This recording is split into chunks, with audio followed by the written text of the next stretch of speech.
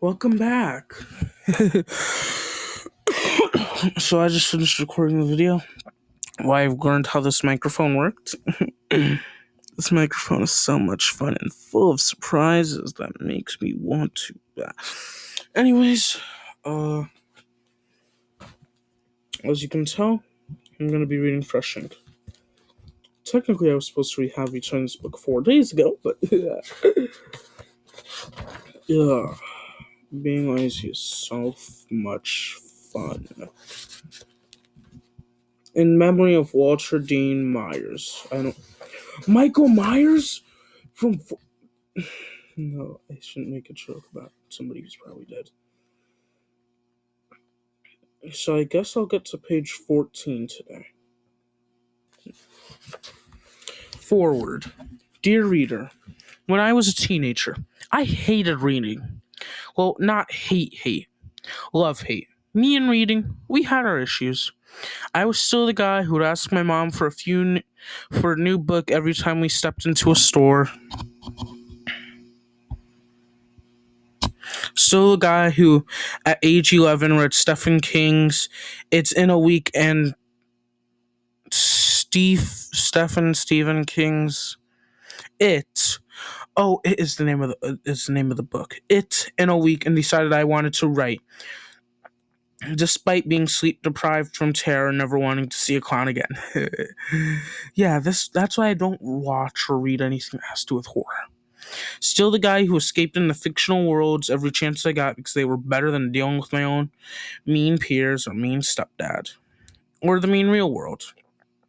In books, mean didn't beat the hero. That was everything to me for a while. What changed? It became pretty clear that book after book, adventure after adventure, the heroes weren't like me at all. I don't mean short and moderately athletic with severe seasonal allergies, because I'm aware those traits might hinder one's abilities to save the city/world/galaxy. I mean black boys. More often than not, if I ran across a character who shared my race and gender in a book, he was a gross stereotype, comic relief, token sidekick, or depending on genre, I'm looking at you, science fiction, fantasy, and horror, there to die so the real hero could fight another day. Yeah, I heard that there's a stereotype where the black character dies first. Because I heard it from like an ad on like a horror movie where it's all black people. Anyways, this was not an uncommon problem. Any of my friends who didn't fit a certain mold had the same issue. Finding ourselves in the stories we loved was hard, frustrating work. But when we discovered that rare story that reflected us, that hidden gem, we latched on and fell in love with reading all over again. For some of us, in that renewed state of romantic bliss, we made vows to write the stories we had such a hard time finding. With the books that you hold in your hands, we've unhidden the gems. In these pages are all sorts of heroes. There's one who doesn't speak but flies around with a jet pack to fight monsters. One who's nervous about bringing her girlfriend to a family dinner. One who outswims ignorance as well as his competitors, and more. I hope you find one who looks like you or thinks like you, or feels like you. If not, I hope you find glimpses into other worlds that are both respectful and enlightening. Whatever your experience among these pages, know this about the 12 stories collected here. They're presented with nothing but love. Lamar Gills. So, Eraser Tattoo by Jason Reynolds. That's the title of the first story. Shay's father climbed up into the driver's seat of a rental truck and slammed the door, started the engine, cut the emergency blinkers, then honked the horn twice to say goodbye before pulling off. Moments later, another truck pulled up to the same spot, a replacement. Double parked, killed the engine, toggled the emergency blinker, rolled the windows up until there was only a sliver of space for air to slip through. What I want to know is why you got to give me one, but I can't give you one. Dante asked, leaning forward, elbows resting on his knees, his eyes on the street as the people in the new truck, young man and woman, finally jumped out, lifted the door in the back, studied whatever was inside. Brooklyn was being its usual self, alive, full of sounds and smells, a car alarm winding down the block, an old lady sitting at a window, blowing cigarette smoke.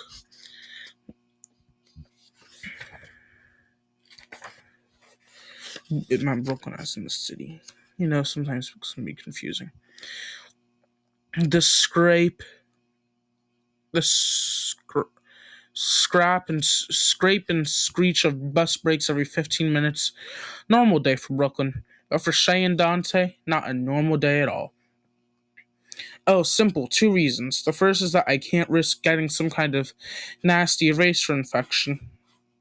I'm too cute for that. And the second is that my dad will come back, find you, and kill you for marking me, Shay replied, stretching her arms over her head, then sitting down on the stoop beside Dante. Kill me? Please, your pop loves me. Marking me? What does that mean? Dante shot back confidently. He wiped sweat from his neck, then snatched the pencil he had tucked behind his ear and gave it to Shay. They had been planning this ever since she got the news, ever since she told him she was leaving. Love is a strong word. He likes you, sometimes, but he loves me. Shay pushed her finger into her own sternum, like pushing a button to turn her heart on or off. Not like I do. Dante let those words slip from his lips effortlessly, like breathing. He'd told Shay that he loved her a long time ago, back when they were 5 years old, and she taught him how to tie his shoes before then. He just tuck in the to tie his shoes. Before then, he just tuck in the laces until they worked their way up the sides, slowly crawling out like worms from wet soil, which would almost always lead to Dante tripping over them, scraping his knees, floor, or ground, burning holes in his denim. Mrs. Davis, their teacher, would clean the wounds, apply the band-aids that would stay put only until school was over. Then Dante would slowly peel it off because Shay always needed to see its white where brown used to be. A blood-speckled boo-boo, waiting to be blown, kissed.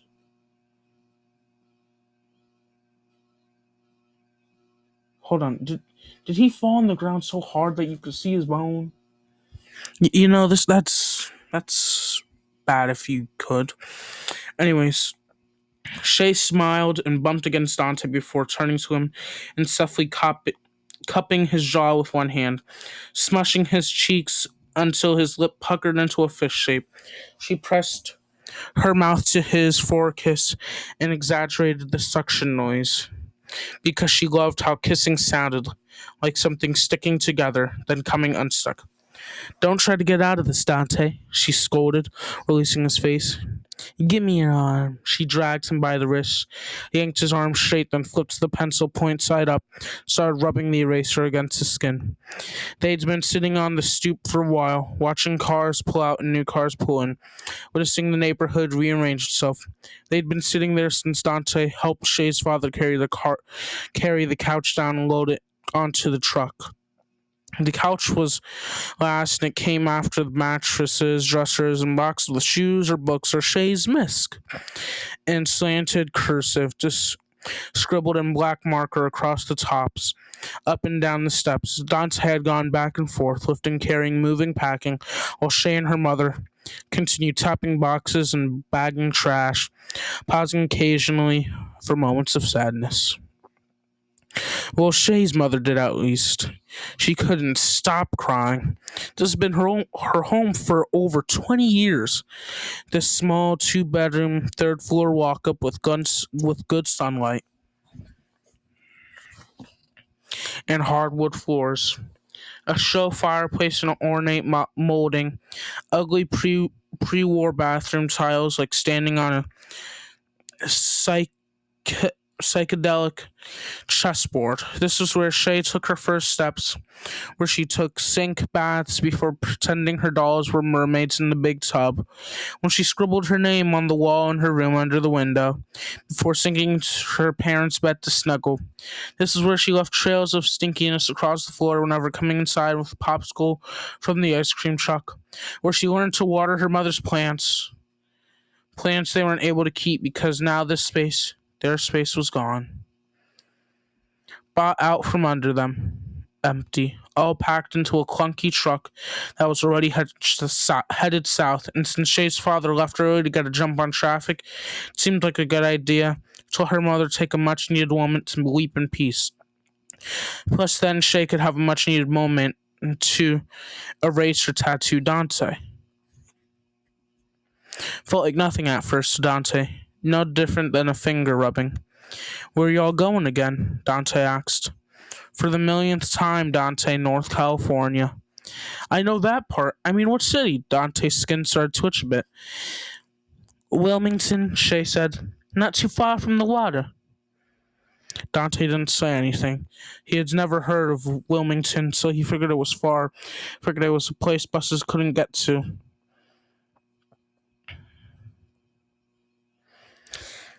And that's good. I mean, not good so that I have to move, but that I'm going to be near water so I can work on my career stuff. Maybe get an internship or something. I know, Shay. You want to save fish and whales and all that. One of the new tenants, a young white woman, came from the truck and approached the house. Her wavy hair whipping in the breeze. She climbed the steps carrying a chair over her head. Dante scooted to the left an inch to let her by. Shay cocked her head to the side, lifted the pencil for a moment, the air instantly cooling Dante's arm. Marine biologist. Somebody gotta care for all the stuff underwater that nobody can see. It's a beautiful world down there, full of living things that most folks don't understand. Like sharks, like fish that glow in the dark. Dante ticked his tongue against his teeth.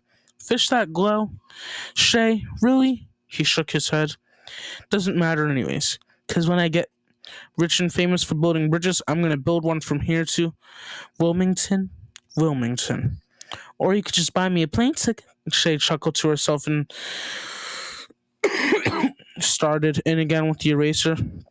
She was concentrating on the top of the S, a curved back and forth motion, a frown. I'm going to buy you a plane ticket. Shoot, I might just buy you a whole plane and this house so we can live in it. Shay nodded but didn't respond. You don't believe me? I do. I just don't want to think about all that. Shay glanced up at him with sadness, a dim shooting star on her eyes. She blinked it away. Right now, I just want to think about burning my initial into your arm. Yeah, and just so you know, it's starting to burn. And I'm not worth the pain? Shay tightened her face, cut her eyes at Dante playfully. Whatever, Shay. Ain't like you getting my initial. So don't give me that. Come on, Dante, let's be real. Just then she was interrupted, not by Dante or by any sound, just by the other new tenant, the white man from the truck, cradling a big box, waddling up the stoop. Dante scooted a little more to the left, this time to let the guy pass, before he was bowled over. Shay picked up her thought. Let's be real, she said. What if we break up? And before Dante could interject, for all the reasons they wouldn't, and why would you even think like that? Shane added. Not that we will, or that I want that, because I don't. But what if we do? Then I'm gonna have that ugly D on my arm forever? And I'm gonna have this S, so? Yeah, but at least you'll be able to tell people it's a snake, or something. What am I gonna say? Whatever, Shay. Dante winced as the eraser broke the skin and the two people trotted past them back down the steps back to the truck. Hurt? Shay asked slyly. A little, Dante lied. It hurt like hell, like someone's going to strike a match on his flesh. He glanced down at his arm, the eraser rolling back the brown as Shay started on the curve. You don't gotta lie. Remember who you're talking to. The girl who held your boo-boos when we were kids. Uh-huh. Which is why this is so funny. The girl who taught me how to tie my shoe so I wouldn't hurt myself is now hurting me, Dante said through his teeth. Ah, so it does hurt. It hurts, Shay. It hurts. It didn't at first, but now it does. Just don't think about it. Take your mind off of it. I can't. I mean, what you want me to think about? Can't think of nothing except for the fact that my arm's on fire. Dante now clenched his jaw and squirmed on the rough clay step. He was doing his best not to quit, to keep his word and go through with this, even though he was regretting it more and more each second. Okay, okay. Shay stared up at the sky, thinking, how about you remember when you told me you loved me? The first time? No, we were 5. That ain't count. You told everybody you loved them back then. You used to kiss the juice boxes after you drank them until the straw the same thing. Shay shook her head. Kissing the juice boxes and telling them you kissed them. That has to be kids, am I right?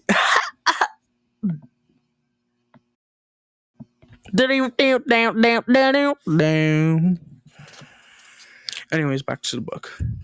I did love juice boxes though. Dante shrugged. Seriously, straws are made for kissing. Whatever. Shay shook her head again. I'm talking about the first time you told me, for real, in the 9th grade. Smile crept onto Dante's face. A perforated smile, interrupted every few seconds by a grimace, partially due to the burn from the eraser, partially due to the burn from the memory. Yeah, it was part of our secret handshake at first. The 2 claps, a pound, 1 clap, a dap, then I love you from the both of us. Exactly, and we'd been friends for so long that it was no big deal, like family. Until one day, she was scrubbing his skin vigorously with the eraser, now coming into the second curve, almost done, until Dante's words caught in his throat, overtaken by a faint, painful hiss. Till one day I hit you with the smooth okie dokie. Wasn't no damn okie dokie, Shay teased. You dapped me, and we both said, I love you, like usual, except you wouldn't let go, and you had this wild look in your eyes, like my face was lunch or something. Yeah, Dante gave a cocky nod. No, Dante, it was scary. But then you said it again, that you were super serious, like real serious. Do you remember what you said? Dante bit his lip to hold in a grunt. Again, part eraser, part memory. You always try to bring that up. No, Shay, you wrote this whole thing up. I just want to make sure before you move to Wilmington, whatever. I just want to make sure before you move, you get this part of the story straight. So I told you I loved you, but this time I said it for real. And you said, Shay sighed. And I said, no doubt, homie. No doubt, homie, Dante yelled, showering Shay in fake disappointment. That's what you said. Dante dramatically slapped his free hands to his chest. When the no doubt, homie fiasco first took place, he thought his heart was split in half. But it had been a long time, and he'd gotten over it, for the most part. Now it was just something he loved to tease Shay about. Because I didn't think you were serious. But you just said you knew I was serious, Shay. Okay, so I was scared because I knew I loved you, too. But it was strange. It'd always been me and you. And so for you to, try to make it us, well, that was a little weird for me at first. But after we walked away from each other, what happened? Well, I was crushed. No, you weren't. Oh, yes, I was. But then you ran up behind me and pinched me on the butt, and I knew you loved me too. Yeah, Shay howled. And that is what you call game. Dante shook his head. First at Shay, then at the young man and woman carrying a mattress toward them. They started up the stoop, but Dante and Shay had no more space to scoot over. They were already up against the railing. Dante put his free hand up. Wait, we can just get off the stoop so y'all can go up, he snapped, his tone somewhere between annoyed and confused. He and Shay stepped down so the couple could step up. Just don't know why they couldn't say excuse me, Dante grumbled. loud enough for the couple to hear. But they didn't respond, didn't even flinch. Now Shay and Dante watched the man and woman struggle up the steps and sigh. They also watched Shay's mother struggle down the steps, eventually bumbling through the front door. Wasn't even out of the house before they started moving in all their S word, Shay's mother muttered under her breath. She wiped her eyes and glanced up, noticing Shay and Dante at the bottom of the stoop. She flashed a sad grin, one of loss and love, one of understanding. You ready, baby? Shay nodded, sighed. Her mother moved slowly as if giving each foot a moment to mourn each step, and Shay threw her arms around Dante, kissing him on the cheek. I love you. Slipped.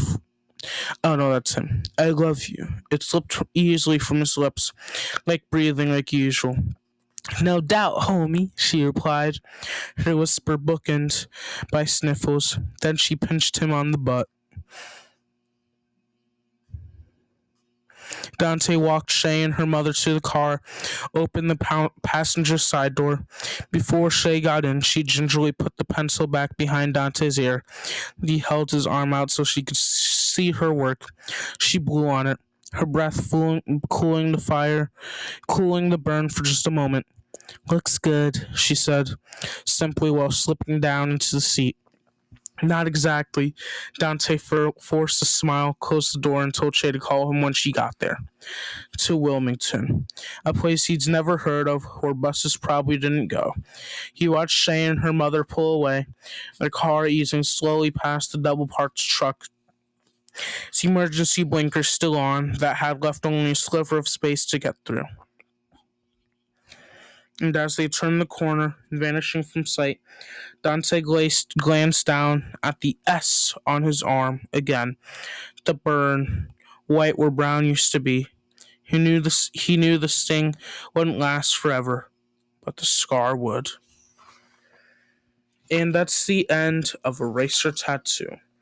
Next up is Meet Cute by Melinda Lowe. But that's it for today's video. Fresh Shank. So I have 3 videos I'm uploading today. Wow.